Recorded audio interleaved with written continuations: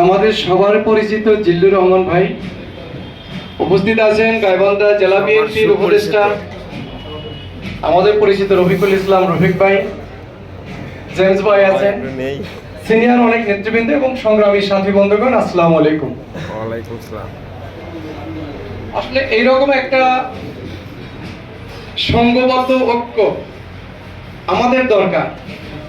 এই ঐক্যটা দরকার ছিল আরো 10 বছর আগে, যেটা আমরা 10 বছর পরে আমরা ঐক্যবদ্ধ হতে পেরেছি। বাংলাদেশের 64টি জেলার মধ্যে আমরা গাইবান্ধা, আসলে আমাদেরকে মানুষ মফিজ বলে এই কারণে যে আমরা যা কিছুই করি সবার শেষে করি। এখন যাই হোক, আমরা এই যে গাইবান্ধাবাসী একটা ঐক্যবদ্ধ হয়ে একটা ফোরামে একটা ছাদের নিচে একত্র হয়েছি, আল্লাহর কাছে লাখো কোটি শুকরিয়া। সংগ্রামী সাথী ও বন্ধুগণ, জাতীয়তাবাদী ফোরাম এটাও একটা বিশাল একটা তাৎপর্য, এটা একটা নাম আছে। আমরা জাতীয়তাবাদী কেন বলি? জাতীয়তাবাদী হলো আমরা জাতিগতভাবে ঐক্যবদ্ধ একটি জাতি। আমরা আওয়ামী লীগের মতো মুসলিম লীগের সাথে প্রতারণা করে আওয়ামী লীগ একটা সংগঠন, সেটা না। আমরা জাতি, মুসলিম জাতি হোক আর বাংলাদেশি জাতি হোক, সকল জাতি, হিন্দু বৌদ্ধ খ্রিস্টান যারা আছি, মুসলমান, সবাই মিলে ঐক্যবদ্ধ একটা জাতি। আমাদের শহীদ প্রেসিডেন্ট জিয়াউর রহমান সাহেব এই জাতীয়তাবাদীর নামটা অনেক চিন্তা ভাবনা করেই দিয়েছিলেন। যাই হোক, আমি ব্যক্তিগতভাবে একজন ব্যবসায়ী। আমি ঢাকায় খিলক্ষেতে বসবাস করি। আমি ঢাকা বিশ্ববিদ্যালয়ের ছাত্র। আমি 2002 সালে অনার্স মাস্টার্স করেছি রাষ্ট্রবিজ্ঞানে। এরপরেই সংসারের বোঝা কাঁধে নিয়ে ঢাকায় আছি। আমি রাজনৈতিকভাবে ছাত্র দল করে আসছি গাইবান্ধা জেলায়, যুব দল করেছি ঢাকা মহানগর উত্তর এবং খিলক্ষেত থানা। বর্তমানে বিএনপির এরান্ডাবাড়ি ইউনিয়ন বিএনপির সহসভাপতি হিসেবে আছি। আর ঢাকাস্থ গাইবান্ধা জেলা জাতীয়তাবাদী ফোরামের যুগ্ম আহ্বায়ক বা একজন সদস্য হিসাবে আমি আপনাদের কাছে কৃতজ্ঞ প্রকাশ করছি। আমি আপনাদের সাথে আছি। আমি আপনাদের কাছে অনুরোধ করব যে আমরা যেন একে অপরের সুখে দুঃখে ঐক্যবদ্ধভাবে থাকতে পারি। দেখেন, আমাদের বিভিন্ন প্রোগ্রাম, আমরা হাজার হাজার প্রোগ্রাম করেছি। মহাসচিব মির্জা ফখরুল ইসলাম আলমগীরের কাছ থেকে ঢাকা মহানগর উত্তর ছাত্র দলের সাবেক সহসভাপতি শাকিলকে টেনে হিচড়ে ডিবি পুলিশ নিয়ে যায়। আমাদের কোনো নেতৃবৃন্দ তাকে বাধা দেয়নি, নিয়ে তাকে থানা নির্যাতন করে মেরে ফেলেছে।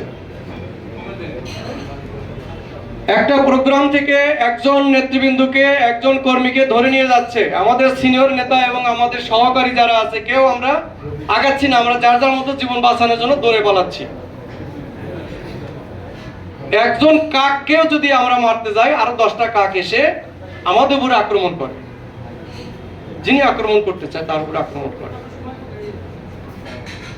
একজন হিংস্র বাঘকেও যদি মানুষ ধরতে যায়, আরো 10টা বাঘ আক্রমণকারীকে, শিকারীকে ধরতে আসে।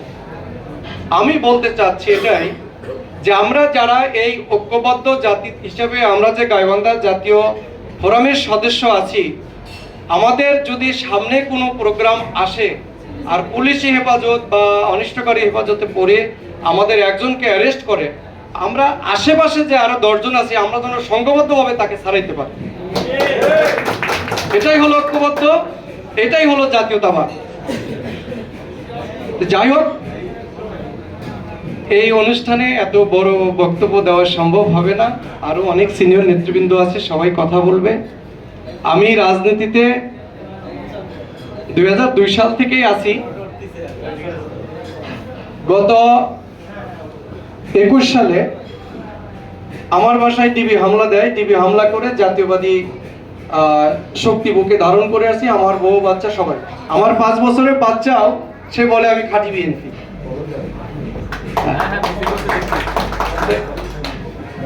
যাক, টিভি ঢুকে আমার শহীদ প্রেসিডেন্ট জিয়াউর রহমান, সাবেক প্রধানমন্ত্রী বেগম খালেদা জিয়া এবং তারুণ্যের অহংকার জনাব তারেক রহমান সাহেবের ছবি আশ্রয় ভাঙ্গা ফেলছে, ভোট দিয়ে পালাইছে।